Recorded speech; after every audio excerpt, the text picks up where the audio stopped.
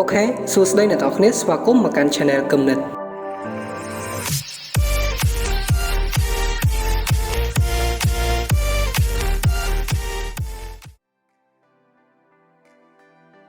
អូខេមុននឹងអ្នកទាំងអស់គ្នាតាមដានវីដេអូជាមួយនឹងខ្ញុំសូមអ្នកទាំងអស់គ្នាកុំភ្លេចជួយចុច like ចុច share ចុច subscribe និងដាក់សញ្ញារូបកណ្ដឹងដើម្បីទទួលបាននូវវីដេអូថ្មីៗនៅពេលដែលខ្ញុំ update អូខេតោះកុំឲ្យខាតពេលយូរតាមដានព័ត៌មានជាមួយនឹងខ្ញុំជាមួយនឹង Redmi Xiaomi Mi 10T Pro 5G បាទដូចអ្នកទាំងអស់គ្នាដឹងរួចមកហើយជាមួយនឹង Xiaomi Redmi 10T Pro និង Mi 10T នៅកាលពីថ្ងៃទី6ខែវិច្ឆិកានេះក្រុមហ៊ុនបច្ចេកវិទ្យានាំមុខគេរបស់ពិភពលោក Xiaomi បានប្រកាសបញ្ចេញនៅ smartphone ស៊េរីថ្មីគឺ Xiaomi Mi 10T Pro និង Mi 10T ដែលនឹងផ្ដោតទៅលើ power your creativity ឬភាពច្នៃប្រឌិតខ្ពស់បំផុតរបស់អ្នកដែលមិនធ្លាប់មានប្រើប្រាស់ពីមុនមកនៅក្នុងប្រទេសកម្ពុជារបស់យើងតាមការបញ្ជាក់របស់ក្រុមហ៊ុន Xiaomi បានឲ្យដឹងថា smartphone Mi 10T Pro នេះគឺនាំមកនៅការបង្កើតភាពថ្មីនិងភាពអស្ចារ្យមួយកម្រិតបន្ថែមទៀតដែលមិនធ្លាប់មានពីមុនមកនោះទេជាមួយនឹង smartphone Mi 10T នៅតែបន្តក្នុងការជំរុញលើសពីព្រំដែនរបស់ខ្លួនជាមួយនឹងបទពិសោធន៍នៃការប្រើប្រាស់អេក្រង់ដ៏អស្ចារ្យបំផុតសម្រាប់អ្នកដែលធ្វើការជំនាញនិងអ្នកដែលចូលចិត្តលេងហ្គេមឬអ្នកដែលចូលចិត្ត live stream បានផងដែរអូខេឥឡូវគឺយើងក្រឡេកមើលកាមេរ៉ារបស់វាវិញក្រុមហ៊ុន Xiaomi បានបន្ថែមថា smartphone ថ្មីនេះគឺមានកាមេរ៉ារហូតដល់108 megapixel ដែលវាដំបូងបំផុតរបស់ពិភពលោកដែលមានការពង្រីក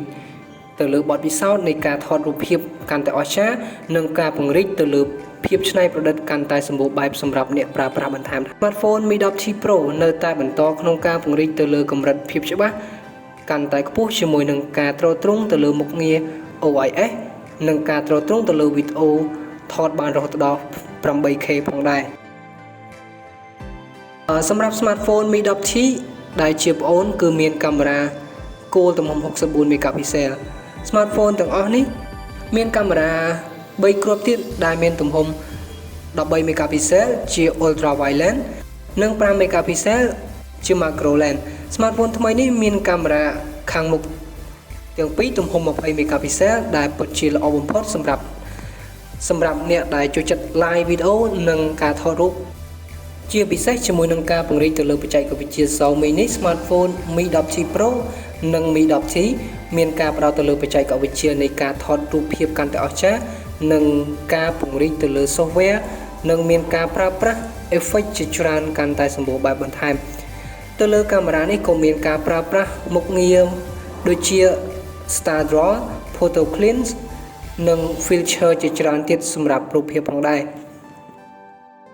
អូខេសម្រាប់ smartphone Mi 10T Pro និង Mi 10T នេះត្រូវបានដំឡើងមកជាមួយនឹងអេក្រង់ដែលល្អបំផុតក្នុងការប្រើប្រាស់ជាមួយនឹងកម្រិតអេក្រង់ដល់ទៅ 144Hz refresh rate ផងដែរក៏មានការប្រើប្រាស់នៅបច្ចេកវិទ្យា Adaptive Shift របស់ក្រុមហ៊ុនបច្ចេកវិទ្យា Xiaomi ផងដែរដោយអាចធ្វើការចាប់យកនៅកម្រិត frame rate ដោយស្វ័យប្រវត្តិទៅលើមាតិកាណាមួយបានបន្ថែមទៀតអេក្រង់នេះអាចធ្វើការទស្សនានៅកម្មវិធីទូរទស្សន៍នៅក្នុងកម្រិតរហូតដល់ 50Hz ការធ្វើ stream វីដេអូបានរហូតដល់ក្នុងកម្រិត 30Hz ឬ 60Hz ឬការលេងហ្គេមនៅក្នុងកម្រិតបានរហូតដល់ 144Hz ផងដែរវាជាប្រភេទអេក្រង់ IPS LCD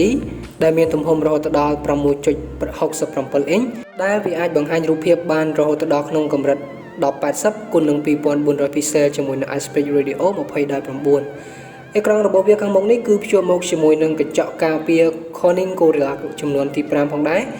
ដែលជួយការពារយើងពីភាពសឹកឆ្កូតបានយ៉ាងល្អផងដែរអូខេចូលមកដល់កម្លាំងម៉ាស៊ីនរបស់វាវិញទូរស័ព្ទដៃទាំងពីរនេះគឺបានភ្ជាប់មកជាមួយនឹងបន្ទះ chip Qualcomm Snapdragon 865គឺវាបានផ្ដល់នូវកម្លាំងខ្លាំងក្លាមែនទែនបូករួមជាមួយនឹងការភ្ជាប់នៅប្រព័ន្ធ 5G នោះកាន់តែល្អប្រសើរផងដែរក្រុមហ៊ុន Xiaomi ក៏បានបន្ថែមនូវសមត្ថភាពនៃការប្រើប្រាស់នៅក្នុងការលេងហ្គេមជាមួយនឹង graphic card ប្រភេទ Qualcomm Adreno 650ជាប្រភេទ UFS 3.1 និង LPDDR5 ដូច្នេះគឺវាខ្លាំងសម្រាប់ការលេងហ្គេមមែនទែន Smartphone នេះក៏คล้ายទៅជា model ដែលឈានមុខគេនៅក្នុងពេលបច្ចុប្បន្ននេះផងដែរ Smartphone flagship នេះគឺប្រើប្រាស់នៅថាមពលថ្មទំហំរហូតដល់ 5000 mAh និងមានបច្ចេកវិទ្យាសាកថ្មល្បឿនលឿន 33 វ៉ាត់ដែលជួយឲ្យយើងប្រើកាន់បានយូរនិងសាកបានលឿនថែមទៀតសម្រាប់ពណ៌របស់វា Smartphone Mi 10T មានពីរពណ៌សម្រាប់ធ្វើការជ្រើសរើសនោះគឺពណ៌ Lunar Silver និង Cosmic Black សម្រាប់ Smartphone Mi 10T Pro មានរហូតដល់3ពណ៌សម្រាប់ធ្វើការជ្រើសរើសបានផងដែរជាមួយនឹង Aruna Blue, Lunar Silver និង Plastic Black សម្រាប់តម្លៃរបស់វា Mi 10T មានតម្លៃខ្ទង់ប្រហែល$459សម្រាប់ទំហំ 8GB និង 128GB និង Smartphone Mi 10T Pro គឺមានតម្លៃខ្ទង់$500សម្រាប់ទំហំ 8GB និង 128GB និងតម្លៃ$559សម្រាប់ទំហំ RAM 8GB និង Memory 256GB អូខេហើយអ្នកទាំងអស់គ្នាគឺអាចរកទិញបាននៅតាមបណ្ដាហាងមួយចំនួននៅក្នុងទីផ្សារកម្ពុជារបស់យើងបានអូខេអ្នកទាំងអស់គ្នាវីដេអូរបស់ខ្ញុំគឺមានតែប៉ុណ្្នឹងទេបើសិនជាអ្នកទាំងអស់គ្នាចូលចិត្តកុំភ្លេចចុច like ចុច share ចុច subscribe និងដាក់រូបកណ្ដឹងដើម្បីទទួលបាននូវវីដេអូថ្មីៗបន្ទាប់ពីខ្ញុំអាប់ដេត